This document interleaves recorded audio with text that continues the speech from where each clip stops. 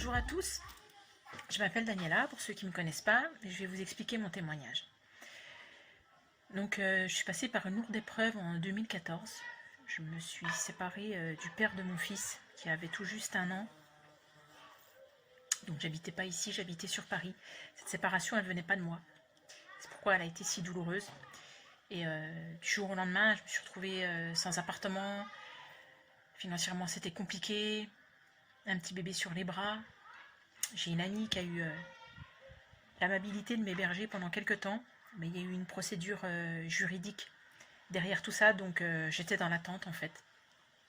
Et je ne savais pas ce que je devais faire, parce que il y a eu beaucoup de souffrance et je voulais surtout pas faire de mal au père de mon conjoint, même si moi j'avais beaucoup souffert déjà de mon côté. Je voulais pas rendre l'appareil, je voulais pas le punir de quoi que ce soit, mais il fallait que je trouve une solution au plus vite. J'avais pas de quoi prendre un appartement sur Paris parce que les logements sont très très chers. Et un soir où j'étais dans la chambre chez mon ami qui m'hébergeait depuis quelques temps déjà, je pleurais tout ce que je pouvais pleurer. J'étais vraiment en souffrance. Et j'ai crié au Seigneur. J'ai dit, Seigneur, si vraiment tu existes, il va falloir que tu m'aides parce que j'ai besoin de toi. J'étais complètement perdue, mais c'était vraiment un appel du cœur, vraiment un appel au secours. Je ne suis pas passée par la repentance tout de suite en fait. Je savais que j'avais des choses à changer en moi, mais tout ça c'est venu par la suite. Ce soir-là, j'ai appelé mon père et il m'a parlé, bien évidemment. Il m'a dit qu'il priait pour moi. Je ne comprenais pas. Je disais oui, d'accord, mais je ne comprenais pas.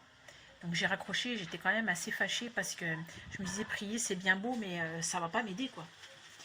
Et ce soir-là, j'ai quand même prié. Je ne savais pas comment faire pour prier, mais j'ai toujours cru au Seigneur, mais je ne pratiquais pas ma foi en fait.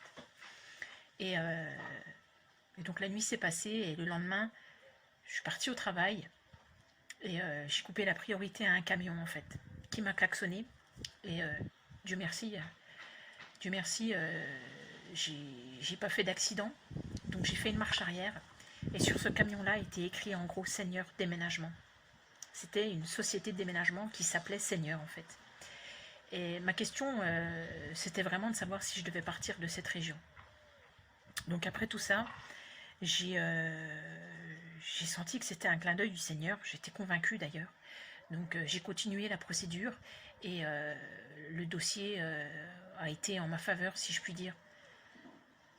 Même si on ne peut pas vraiment parler de gain à ce moment-là, mais j'ai obtenu la garde de mon fils et je suis partie en Alsace. Je suis arrivée ici, donc fin 2014, début 2015, et j'ai été hébergée par ma famille. Et ça a été compliqué pour que mes droits se réouvrent, etc. Mais avec persévérance, les droits se seront réouverts. J'ai réussi à trouver un appartement rapidement, alors même que j'avais pas de travail. Et je continuais à prier, mais je disais rien à personne en fait. Et je continuais à aller dans les... j'allais pas aller à l'assemblée de Célestat parce que j'avais honte. Je sais pas pourquoi j'avais honte. Je voulais vivre ma foi, mais cachée en fait. Et ma petite sœur Déborah, qui était au Seigneur, mais à ce moment-là qui n'y était plus, a commencé à retourner avec moi aux assemblées et voilà, j'ai essayé d'avancer avec le Seigneur comme je pouvais, en quelques mois. Ensuite, ce qui s'est passé, c'est que j'étais pas encore repentie de mes fautes. Il y avait des choses que j'avais pas compris, j'avais rien compris en fait. J'avais rien compris du tout. Je savais que Dieu existait, je savais qu'il avait répondu à ma prière, mais le chemin était loin d'être fini. Et était loin d'être entamé même. Un jour, je suis allée à la porte ouverte de Mulhouse avec ma sœur et il y avait une pièce de théâtre. Et ce jour-là, j'ai été complètement chamboulée. Je pleurais, j'avais tout compris en fait. J'avais compris que Jésus avait donné sa vie pour moi. J'étais honteuse de ne pas m'être rendu compte avant de ce que le Seigneur avait fait pour nous. Qu'il avait donné sa vie, qu'il était mort pour nous. Et ce jour-là, j'ai eu une vraie repentance du cœur. J'ai compris qu'il y avait plein de choses à changer chez moi, qui sont d'ailleurs toujours en cours. Même si le Seigneur a transformé déjà une partie de ma personnalité, une partie de ma vie, j'avais surtout besoin d'être pardonnée de mes fautes, et j'avais surtout besoin de pardonner. Donc Pardonner, ça a mis beaucoup de temps. J'ai mis beaucoup de temps.